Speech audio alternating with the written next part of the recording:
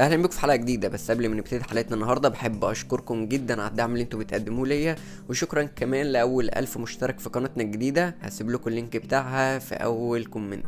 ويلا بينا بقى نبتدي الشرح. في البدايه كل اللي احنا محتاجين ورقه زي دي، ومحتاجين 4 ورقات شبه بعض. انا مختار هنا 4 ولاد، ممكن انت تختار اي 4 ارقام تاني انت بتحبهم.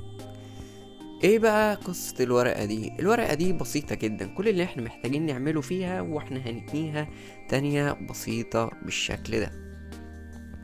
هيبقى فيها انحناء بسيط.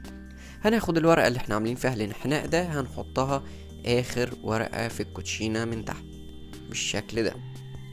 هناخد بقى ال4 ولاد بتوعتنا او ال4 ورقات اللي انت كمان مجهزهم، هنحطهم اول 4 ورقات عندنا بالشكل ده.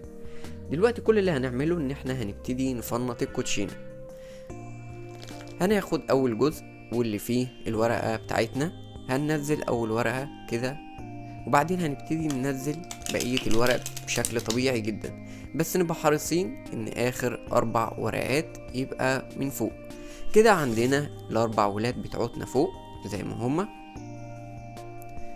وكمان الورقة بتاعتنا اللي احنا تانيينها من تحت.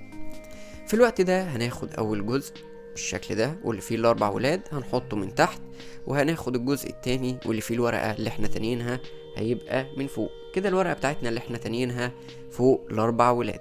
دلوقتي نركز ان احنا الورقة بتاعتنا هتبقى عاملة فاصل ما بين الورق بتاعنا. كل اللي هنعمله ان احنا واحنا بنرفع كده هنكتشف ان الورق كله اترفع عند الفاصل اللي احنا عاملينه، من غير حتى ما تحاول ان انت تعمل اي حاجة. بمجرد بس ما تحط ايدك كده وتبتدي ترفع، هتكتشف ان الورقة بتاعتنا اللي احنا عاملينها عاملة فاصل. دلوقتي هنرفع، هنكتشف ان الورق بتاعتنا الولد اهو، وبقية الولاد كمان هنا. هنعمل نفس الخطوات بنفس الترتيب. هنبتدي نلخبط، هننزل اول ورقة واللي هي المتنية بتاعتنا بالشكل ده، ونبقى حريصين ان بقية الورق بتاع الولاد يبقى من فوق.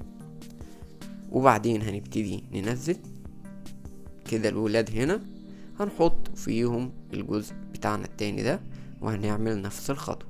هنبتدي نقسم، هنكتشف ان القسمة بتاعتنا جت عند الورقة المتنية كده. نطلع تاني ولد، وبعديها هننفذ نفس الخطوة بالظبط.